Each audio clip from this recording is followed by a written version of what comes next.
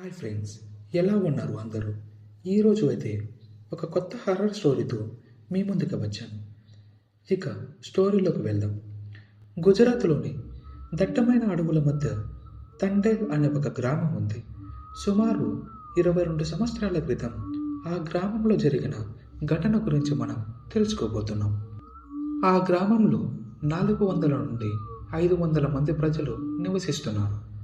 కానీ ఆ గ్రామంలో ఒక భయానకమైన అంతుచిక్కని రహస్యం దాగి ఉంది.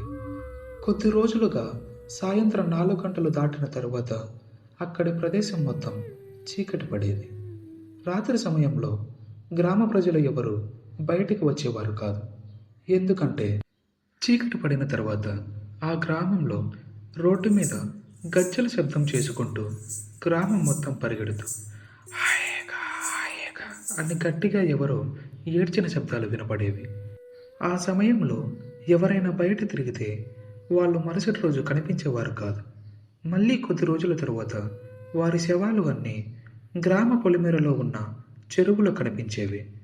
ఆ భయంతో ఎవరు ఇంటి నుండి బయటకు వచ్చేవారు కాదు. ఆ శబ్దాలు వినిపించడమే కానీ అలా ఎవరు చేస్తున్నారు అన్నది ఎవరికి తెలియదు. చూసిన వారు శవాలుగా మారిపోయారు. గ్రామ పెద్దలు చెప్పిన ప్రకారం ఆ గ్రామంలో కొన్ని నెలల క్రితం కొంతమంది ఒక మహిళపై దాడి చేసి అడవిలో ఉన్న చెట్టు దగ్గర బలి చేశారు అని తెలిసింది. ఆమె ఆత్మ ప్రతీకారం కోసం తిరుగుతుంది అని, ఇలా కనపడిన వారిని అందరినీ చంపేస్తుందని చెప్పారు. కానీ ఆ గ్రామంలో ఉన్న కొందరు యువకులు ఈ కథలను కేవలం కల్పితాలు మాత్రమే అని కొట్టివేశారు. వారిలో ముఖ్యంగా రఘు అనే యువకుడు. రఘు ఆ గ్రామంలో ఉన్న అందరికంటే బాగా చదువుకున్న వ్యక్తి. ఎలా అయినా సరే ఈ చావుల వెనుక ఉన్న రహస్యాన్ని కనిపెట్టాలి అని రఘు అతని స్నేహితులు ఒకరోజు రాత్రి కెమెరా తీసుకొని ఇంటి నుండి అడవికి వెళ్ళారు. వెంటనే చీకటి కమ్ముకుంది. రఘు అతని స్నేహితులు గ్రామ చివరిలో ఉన్న అడవికి చేరుకున్నారు. వారు దాదాపు గంట పాటు ఆ గజ్జల శబ్దం కోసం వేచి చూశారు.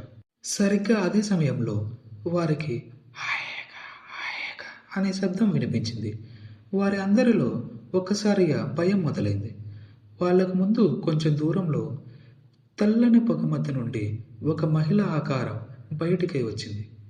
ఆ మహిళ చూడటానికి చాలా భయంకరంగా ఉంది.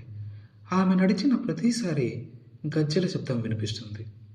అప్పటిదాకా దాక్కుని ఇదంతా చూస్తున్న రఘు అతని స్నేహితులు కొంచెం ధైర్యం కూడగట్టుకొని ఆమె ముందుకు వెళ్ళి గట్టిగా, ఎవరు నువ్వు, ఎందుకు అందరినీ చంపుతున్నావు అని అడిగారు. ఆమె భయానకంగా నవ్వుతూ, నా ఆత్మకి శాంతి కావాలి, నన్ను బలి చేసిన వారి మీద ప్రతీకారం తెచ్చుకోవాలని చెప్పింది. ఆమెకు జరిగిన అన్యాయం గురించి వారికి చెప్పింది. కొన్ని నెలల క్రితం ఆ గ్రామ పూజారి అలాగే అతని అనుచరులు నన్ను బలవంతంగా తీసుకెళ్ళి వాళ్ళ మూఢనమ్మకాలతో నన్ను ఈ చెట్టు దగ్గర బలి చేశారు అని వారికి చెప్పింది.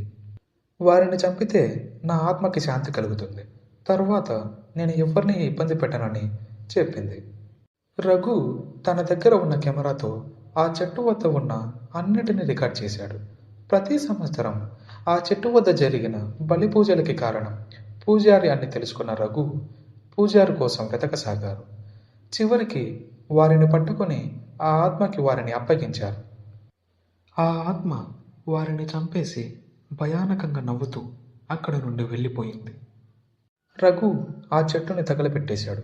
తర్వాత ఆ శబ్దాలు వినిపించడం ఆగిపోయాయి. రఘు తన పై చదువుల కోసం పట్టణంకు వెళ్ళాడు. రఘు వెళ్ళిన కొద్ది రోజుల తర్వాత మళ్ళీ ఆ గ్రామంలో హాయేగా హాయేగా అనే శబ్దం వినిపించడం మొదలైంది. మళ్ళీ ఆ గ్రామంలో సమస్య మొదలైంది.